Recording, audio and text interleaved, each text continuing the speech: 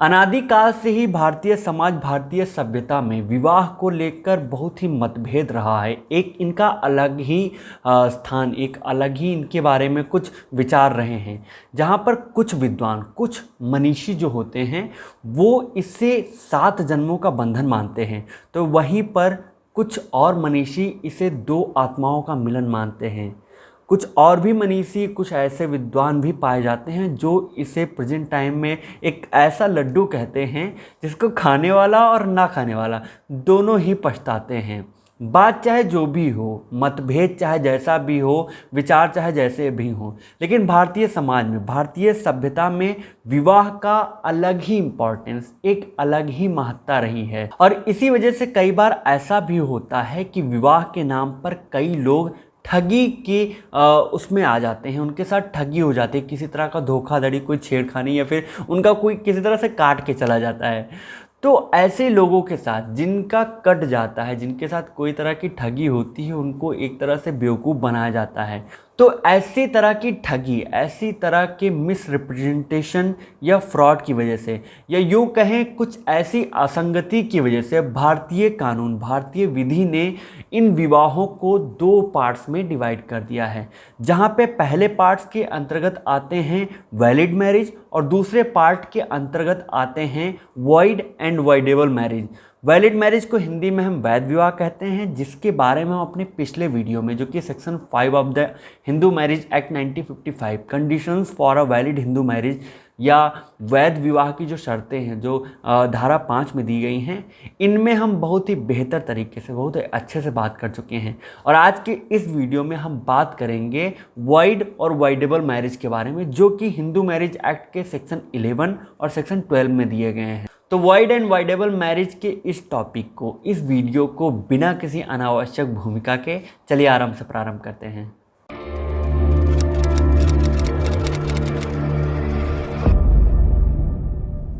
तो void and voidable marriage की इस वीडियो को आगे बढ़ने से पूर्व हम जान लेते हैं कि वो कौन सी मैरिजेस होती हैं जो कि इन कैटेगरी में नहीं आती। वो मैरिज की क्या वजह होती है, क्या असंगतियाँ होती हैं जिनकी वजह से कोई शादी जो होती है, कोई विवाह जो होता है, वो शून्य या शून्यकरणीय विवाह, वॉइड या वॉइडेबल मैरिज में परिवर्तित हो जाता है। तो इसके लिए सबसे पहले हमें ये जानना होगा कि वैलिड मैरिजेस होते क्या हैं, वैध विवाह होते क्या हैं। तो वैध विवाह के बारे में बताया गया है हिंदू मैरिज एक्ट के सेक्शन 5 में, जिसके बारे में हम अपना पिछला वीडियो बना चुके हैं। अगर आपने देखा हुआ है तो बहुत ही अच्छी बात है, मुबारक हो आपको। और अगर आपने नहीं देखा हुआ है तो प्लीज़ जाके उस वीडियो को देखकर उसके बाद ये वीडियो पूरा देखिए, क्योंकि अगर आप उसको देख लेते हैं तो आपको ये पूरा वीडियो बहुत ही अच्छे तरीके से समझ में आने वाला है। और अगर आपके पास टाइम नहीं है तो कोई बात नहीं, हम इसको एक बहुत ही ब्रीफ में, बहुत ही संक्षिप्त तरीके से इसके बारे में बात कर लेते हैं कि सेक्शन 5 में, हिंदू मैरिज एक्ट के धारा 5 में कौन कौन सी कंडीशन, कौन कौन से ऐसे सब सेक्शन के अंतर्गत कौन कौन से पॉइंट्स बताए गए हैं जिनके ना होने पर कोई जो शादी होती है वो वैध नहीं मानी जाएगी या वैलिड मैरिज नहीं मानी जाएगी। तो उसमें कुल मिला के 5 पॉइंट्स बताए गए थे, जिनमें सबसे पहला पॉइंट बायगैमी का है।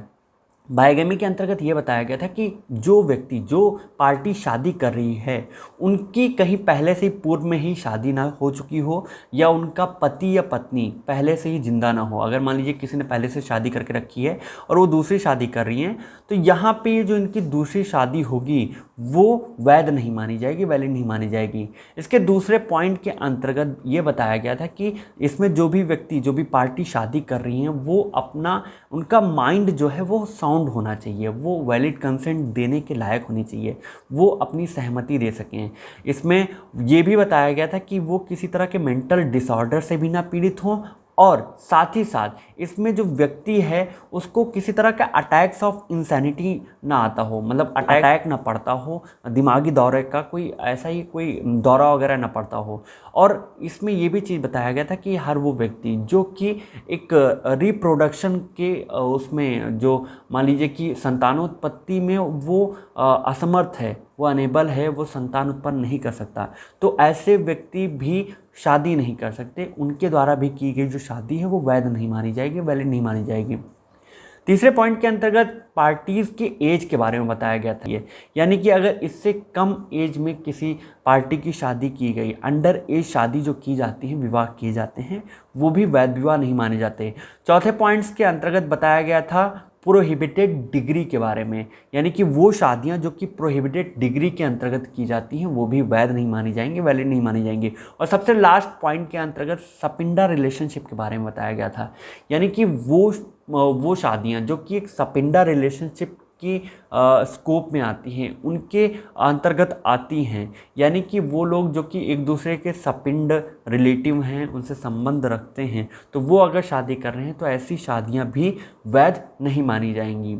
तो ये था वैलिड कंडीशंस के बारे में जो 5 मेजर पॉइंट्स बताए गए थे, उनके बारे में बहुत ही ब्रीफ, बहुत ही संक्षिप्त फॉर्म में उनका एक परिचय। अब हम आते हैं अपने अगले पॉइंट के बारे में कि कौन कौन सी शादियाँ वॉइड होती हैं और वॉइडेबल होती हैं। तो हम बात करते हैं वॉइड मैरिज के बारे में।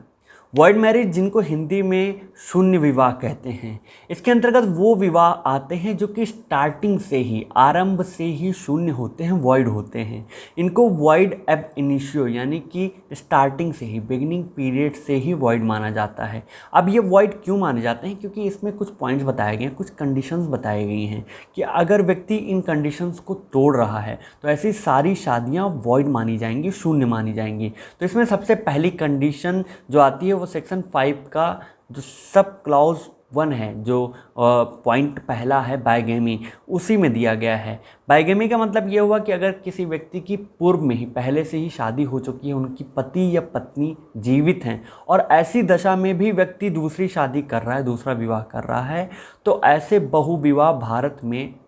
हिंदू मैरिज के अंतर्गत, हिंदू सभ्यता के अंतर्गत मान्य नहीं माने जाते हैं। तो ऐसे व्यक्ति अगर दूसरी शादी कर रहे हैं तो ये शादी जो है वो वाइड मानी जाएगी, वो शून्य मानी जाएगी। दूसरे पॉइंट के अंतर्गत आता है प्रोहिबिटेड डिग्री के अंतर्गत। प्रोहिबिटेड डिग्री का पॉइंट दिया गया सेक्शन 5 के क्लॉज 4 में, जहाँ पे ये बताया गया है कि ऐसी सारी शादियाँ जो कि प्रोहिबिटेड डिग्री के अंतर्गत आती हैं, जो कि प्रोहिबिट की गई हैं, जो कि जिनमें निषेध किया गया है, हिंदू सभ्यता के अंतर्गत, हिंदू धर्म के अंतर्गत निषेध किया गया है कि ऐसे डिग्री के अंतर्गत, ऐसी रिलेशनशिप या संबंधों के अंतर्गत शादियाँ नहीं की जाएंगी। और फिर भी व्यक्ति नहीं मान रहे हैं, उन्होंने शादी वादी कर ली, तो वो विवाह भी शून्य माने जाएंगे, वॉइड माने जाएंगे। और तीसरे पॉइंट के अंतर्गत आता है सपिंडा रिलेशनशिप। सपिंडा रिलेशनशिप के बारे में बताया गया सेक्शन 5 के सब क्लॉज 5 में ही। सब क्लॉज 5 ये कहता है कि वो सारे रिलेशनशिप जो कि सपिंडा रिलेशनशिप के अंतर्गत आते हैं, मान लीजिए दोनों ही पार्टीज एक दूसरे के सपिंड है, सपिंडा रिलेशनशिप के बारे में सीआरपीसी के डेफिनेशन क्लॉज में ही बता दिया गया है। और इस क्लॉज में बताए गए जनरेशन के अनुसार अगर कोई व्यक्ति सपिंड होते हुए भी विवाह कर रहा है तो ऐसी शादियाँ भी शून्य मानी जाएंगी, वॉइड मानी जाएंगी। अर्थात ये कि ये 3 पॉइंट्स जो दिए गए हैं, अगर इनका वायोलेशन करके, इनको एक तरह से तोड़ ताड़ करके, भंग करके कोई व्यक्ति एकदम अति उत्साह में जाके शादी कर लेता है, विवाह कर लेता है, तो उसका ये विवाह जो होगा वो वाइड माना जाएगा, शून्य माना जाएगा। एक केस था लीला वर्सेस लक्ष्मण का केस। तो इसमें इलाहाबाद हाई कोर्ट ने ये हेल्ड किया, ये निर्णय दिया था कि जो वाइड मैरिजेस होते हैं उनको वाइड घोषित करने के लिए किसी भी तरह की कोर्ट के डिक्री की आवश्यकता नहीं होती, क्योंकि ऐसे मैरिज, ऐसी शादियां, ऐसे विवाह स्टार्टिंग से ही वाइड एब इनिशियो होते हैं, प्रारंभ से ही शून्य होते हैं। इसलिए इनको एक तरह से वाइड घोषित करने के लिए, शून्य घोषित करने के लिए कोर्ट के किसी भी तरह के डिक्री या आदेश की आवश्यकता नहीं पड़ती। नेक्स्ट हम बात करते हैं वॉइडेबल मैरिजेस के बारे में। वॉइडेबल मैरिजेस को हिंदी में कहते हैं शून्य करणीय विवाह। शून्य करणीय विवाह इसलिए क्योंकि अगर इनका इंग्लिश या हिंदी दोनों का ही संधि विच्छेद किया जाए तो इनको 2 पार्ट्स में डिवाइड करेंगे, वॉइड और एबल। यानी कि वो सारे मैरिजेस जो कि वॉइड करे जाने के लायक होते हैं at the option of the party, उन पार्टीज़ के ऑप्शन पे जिनका यहाँ पे नुकसान हुआ है, घाटा हुआ है, जिनको ठगा गया है, जिनको एक तरह से इंजरी काउज हुआ है, तो ऐसे पार्टी के ऑप्शन पे अगर किसी विवाह को शून्य किया जा सकता है कोर्ट के द्वारा, तो ऐसे सारे विवाह, ऐसी सारी मैरिजेस जो हैं वो वॉइडेबल मैरिजेस कही जाती हैं। वॉइडेबल मैरिजेस तब तक एक तरह से वैलिड होती हैं जब तक पार्टीज़ के द्वारा इन्हें शून्य घोषित नहीं करा दिया जाता। यानी कि एक अगर मान लीजिए किसी व्यक्ति की, दो पार्टीज़ की, लड़का या लड़की की शादी हो गई है, वो साथ साथ रह रहे हैं, उनके बीच में कोई ठगी ठगा हो गया, कोई ऐसे असंगति हो गई जिनकी वजह से उनकी शादी वॉइडेबल मैरिज की कैटेगरी में आ गई है, तो उस शादी को और उन दोनों ही लोगों को पति और पत्नी के अधिकार तब तक प्राप्त होंगे जब तक उस व्यक्ति के द्वारा जिसका इसमें नुकसान हुआ है उसके द्वारा कोर्ट में एप्लीकेशन लेके, उनकी शरण लेके उस शादी को शून्य न घोषित करा दिया जाए। अब इसके अंतर्गत कुछ ग्राउंड्स बताए गए हैं जिन ग्राउंड्स के बेस पे एक पार्टी पिटीशन फाइल कर सकता है किसी शादी को, किसी विवाह को वॉइड घोषित कराने के लिए। तो इसमें ग्राउंड्स क्या क्या हैं? ग्राउंड्स में सबसे पहले पॉइंट्स वो आते हैं जो कि सेक्शन 5 के सब क्लॉज 3 में दिए गए हैं। सब क्लॉज 3 के अंतर्गत अगर कोई व्यक्ति अपने अनसाउंडनेस ऑफ माइंड या मस्तिष्क की अस्वस्थता की वजह से अपना वैलिड कंसेंट या अपनी वैध सहमति देने में असमर्थ है और इसके बावजूद ऐसी व्यक्ति से किसी तरह से उनकी शादी करा दी गई है, तो ये जो शादियाँ होंगी वो भी वॉइडेबल मैरिज की कैटेगरी में आएंगी। दूसरे पॉइंट के अंतर्गत अगर किसी व्यक्ति को रिपीटेड अटैक ऑफ इंसैनिटी पड़ रहा है, किसी पागलपन का दौरा बारंबार पड़ रहा है, बार बार करके कई बार पड़ रहा है, तो उसके बावजूद भी मान लीजिए जानते हुए उन पार्टीज़ की जो शादियां करा रही उनके संज्ञान में था, फिर भी सामने वाले पार्टी को ठगने के लिए, लड़की वाले को या लड़के वाले को ठगने के लिए उनकी शादी करा दी गई। तो जब इसमें दूसरी पार्टी के संज्ञान में, दूसरी पार्टी के जान में ये पॉइंट आएगा कि हाँ भैया ये तो मतलब ऐसे रोग से पीड़ित है, उनको दौरा औरा पड़ रहा है, तो उसके ऑप्शन पे ये शादी भी वॉइड घोषित कराई जा सकती है। तीसरे पॉइंट के अंतर्गत मान लीजिए कि वो व्यक्ति जिसकी शादी कराई गई, चाहे वो मेल हो या फीमेल हो, पुरुष हो या कोई स्त्री हो,